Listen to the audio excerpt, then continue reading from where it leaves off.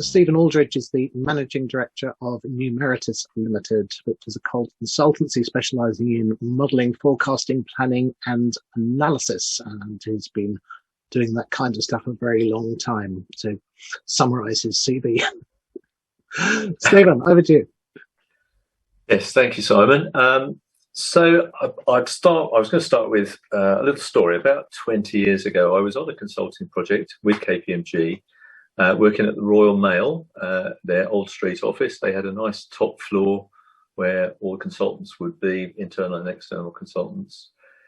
And just after lunchtime, there were some televisions in there around the central pillar. There was a little crowd gathering around those TVs, so we went over to investigate and see what was going on. And the date was the 11th of September. What was being witnessed there was 9/11, the planes flying into the Twin Towers in New York. The reason I bring that up is that there's a fair body of evidence now suggesting that there's actually could have been prevented, and there was a fairly serious failing in analysis or kind of problem with the analysis in the intelligence community.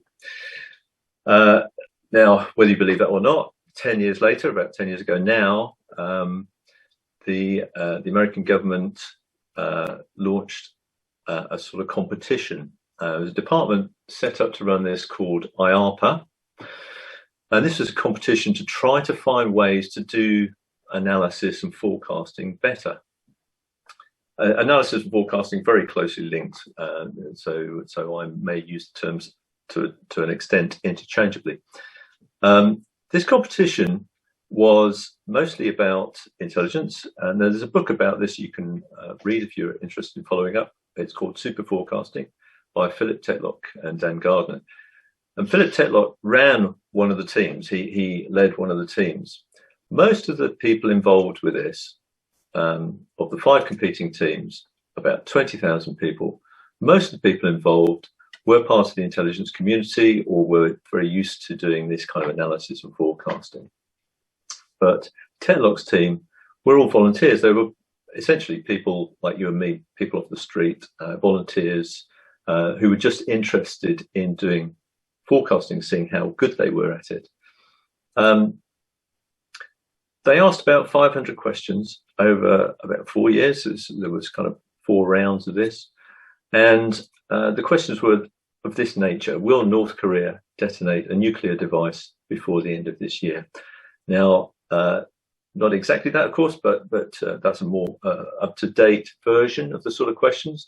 But the thing about the questions were they all were time limited and specific. So they would be able to see whether at the end of the period, were the predictions correct or not.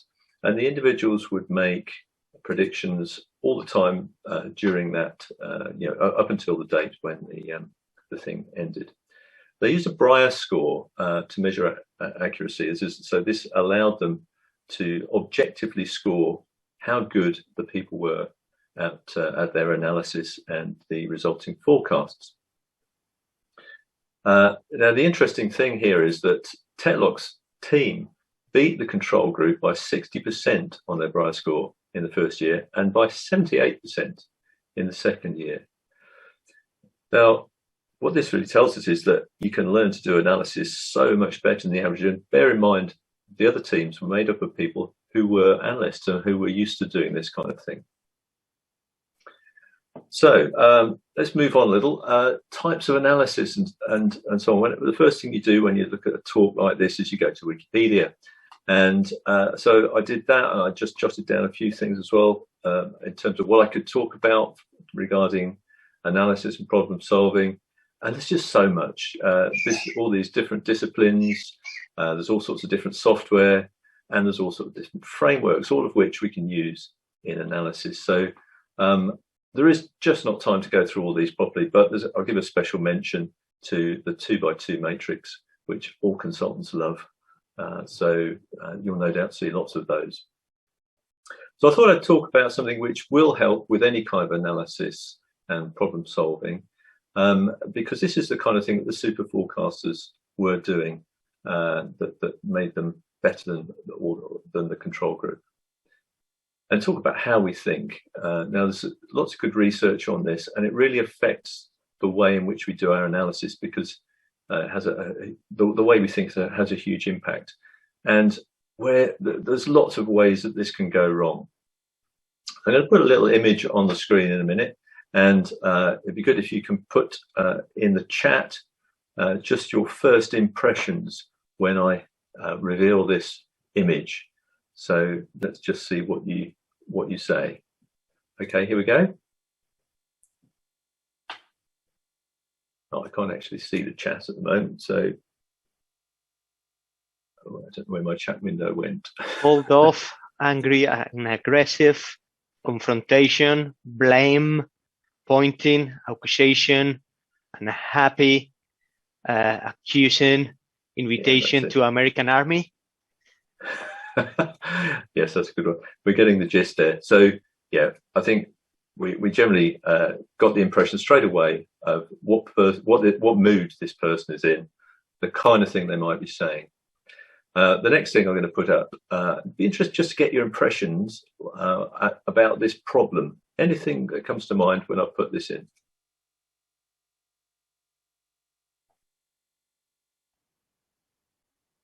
Maths.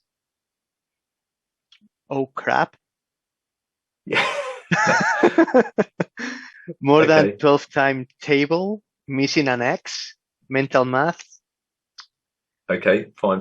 So I think the difference there is, what I'm trying to illustrate here is, the first picture, we get an instant response to that. We kind of know what that's about, just intuitively, instinctively, we know what that's about.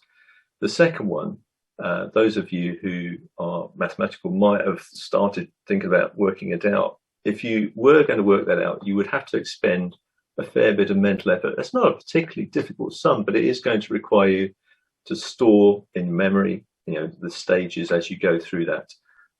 You might have an idea roughly where it is. You might have thought, well, it's roughly 20 times 20. It's going to be around 400. And for those of you who want to be put out of your misery, the answer is actually 408.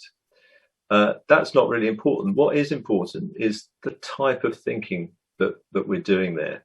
And in a book by Daniel Kahneman, who's a Nobel-winning author, it's one of my favorite books. I've got it here, and well worth a read. If you take one thing away from my talk today, it is go and read that book. This is really important stuff about how we think, how we come to decisions, how we analyze things, how we can be led astray.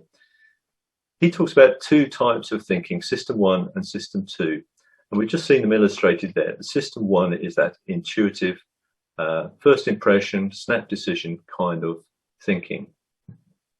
It's also the sort of thing that where we learn skills over time.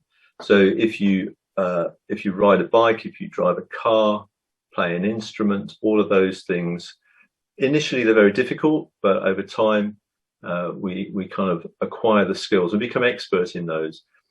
Now, we couldn't really get by day to day without system one. It's in charge most of the time. And the problem is it's easily mistaken, and it is very subject to bias. System two, on the other hand, requires cognitive effort. We actually can only really think about one thing at a time when we're doing that sort of task. And we really do need to use it to validate our system one thinking. So calculation analysis and the sort of work that a lot of consultants do is a good example of this sort of thinking. And sort of a consequence of that system one is the way that we typically make decisions. We might not be aware of this as well, which is another reason it's important to kind of understand this so that we can kind of compensate for it. So system one thinking, generally speaking, kind of believes what it sees or hears. So, information is put in front of us, and system one thinks, okay, I accept that. If you hear another voice in your head arguing with that, that would be the system two. And that's really essential. We need our system two thinking to be challenging that kind of first impression, that gut feel that we get from our system one. The other thing that's really important is that once we've kind of taken a position or sort of formed an opinion, we tend to defend it. We seek out evidence that will confirm that, and we ignore contradictory evidence. And so we do need to keep that system going to keep this in check. And that's known as confirmation bias. And it's talked about a lot with chat rooms and sort of being echo chambers, and people kind of will defend their already established position. So the other thing that we're not very good at as human beings is dealing with uncertainty and probabilities. We do like yes and no type answers, and most people are not inherently good at dealing with probabilities. Now, compound that with the problem of trying to describe probabilities in words. And it'd be interesting when Simon does his talk about report writing, because we tend to use statements when we're describing things about how likely they are, or what's the likelihood of something happening. So we're going to have another little session on the chat now. I'm going to put up 3 statements, one after the other. And I want you just to put a number in the chat that you think represents the probability of this happening. So a number from 0 to 100 that reflects your view of what the probability of these statements are. So when you're ready, we'll go with the first one, probable. So a number between 0 and 100, what do you think represents the probability of the word probable? And it'd be interesting to see what's the range. So, Antonio, if you're able to kind of try and spot the highest and the lowest. We started with 80s. We have seen one above 80. About 90, and one of 25. Then we have seen a bunch of 80s and a few 70s, and then we have a couple that are around 50. That's right. Okay. So yeah. So we've certainly got a range there, at least between about 50 and 90. Okay. Let's do another one now. We have one outlier about 25. 25. I thought you said 25. Okay. So highly likely. Let's try that one now. So let's have another go at that. Put what your view of highly likely is. We are getting. We started with 85, and we are getting high numbers, 90 plus. But we have a couple of 60 coming through as well. Yeah. There we go. So again, a fair old range there. And one more. Chances are slight.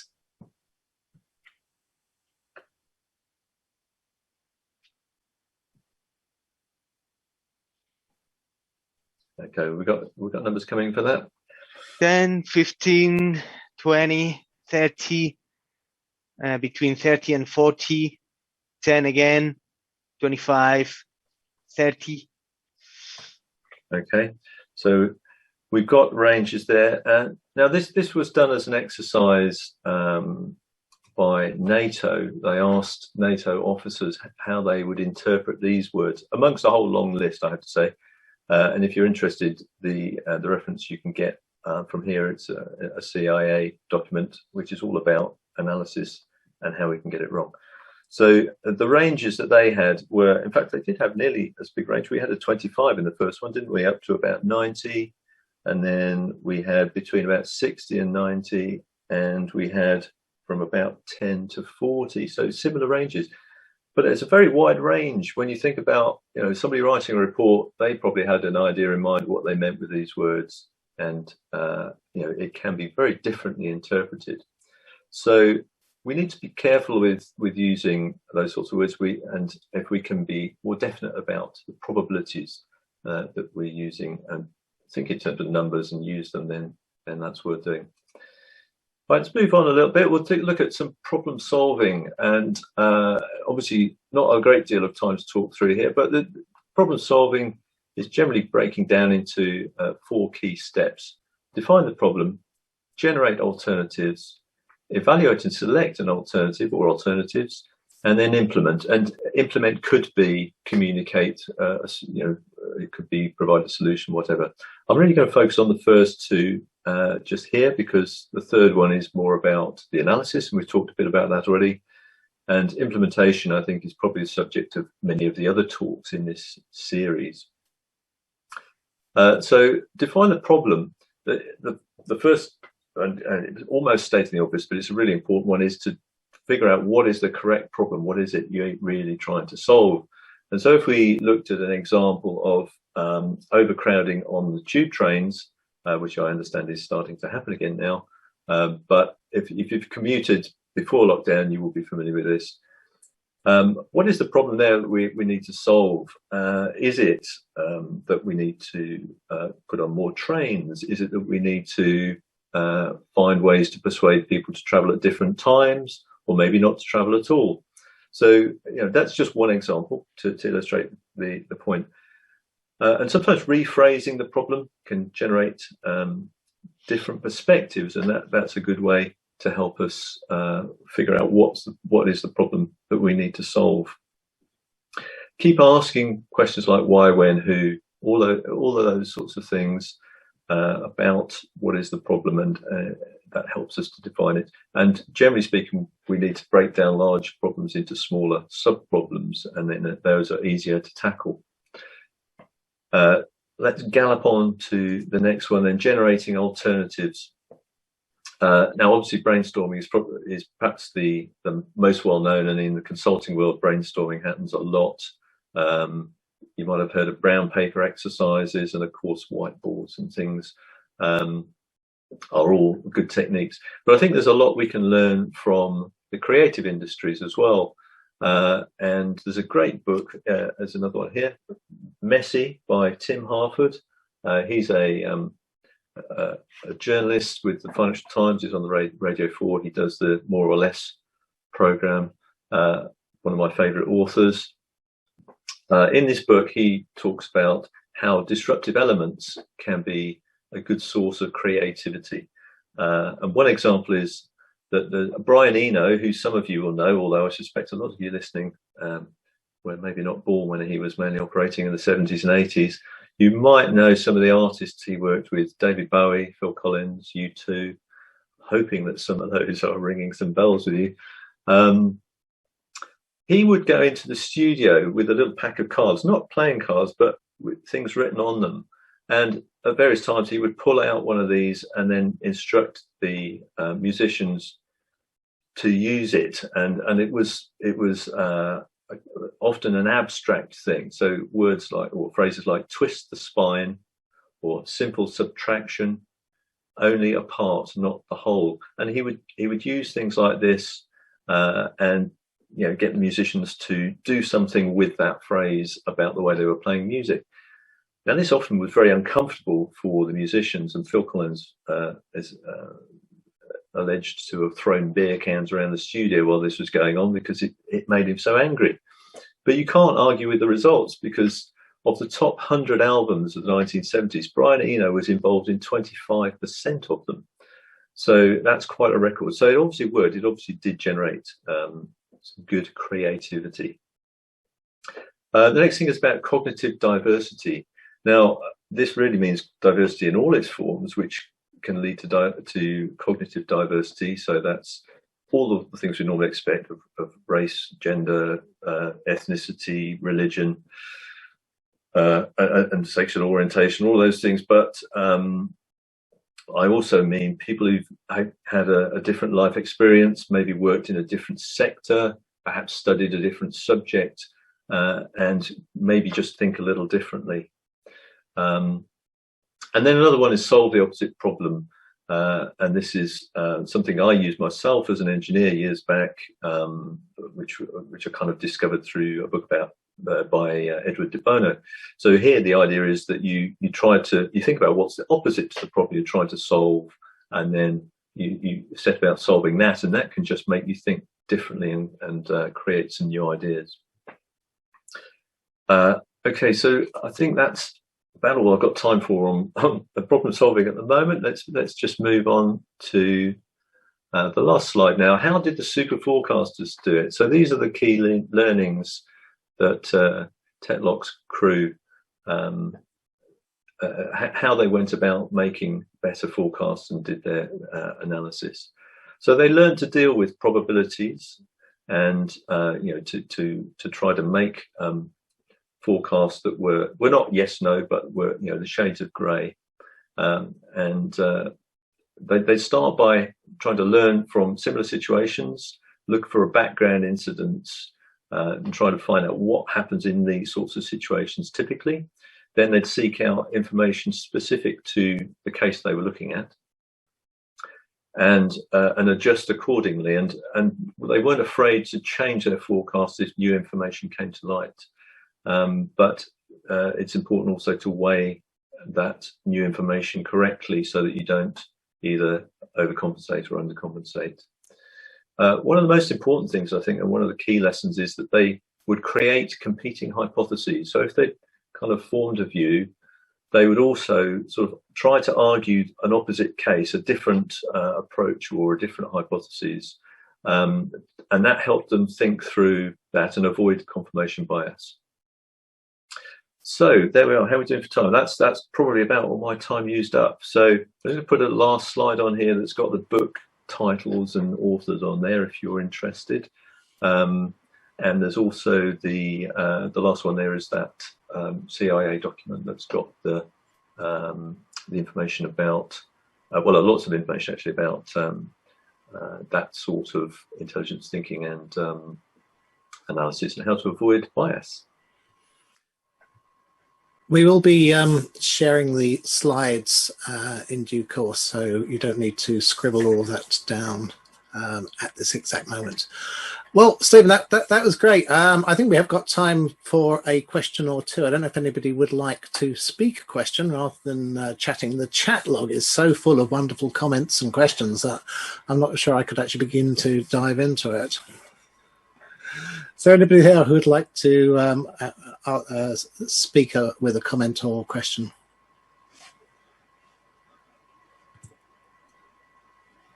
They've all gone shy, Antonio. We have one question from Philip again. How do you deal with scenarios? Philip, do you want to read your question?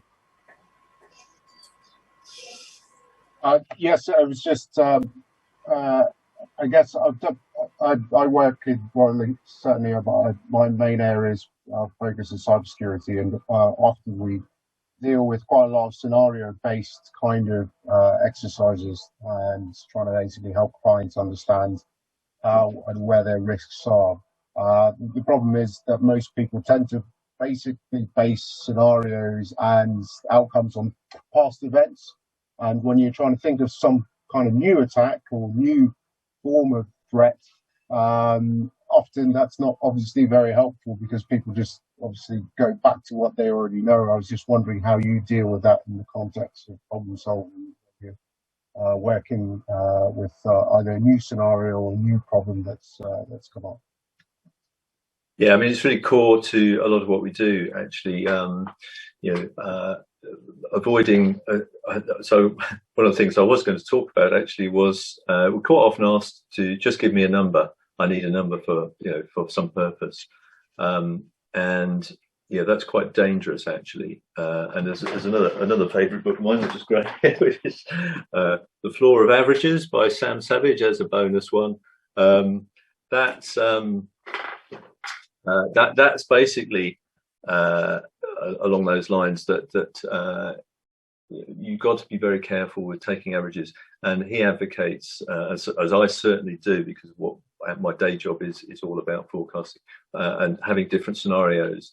So the models we build aren't aiming to predict the right answer as much as to tell you what are the outcomes of the different assumptions that you can make, so you can try out different versions of the future to see how those would play out financially. That's kind of what we're doing in a model. So I would say scenario analysis is absolutely critical if you're making key decisions, because we can't see what's coming. We don't have a crystal ball, and so it's important to consider different possibilities and different ways things might turn out, and see how would we deal with them.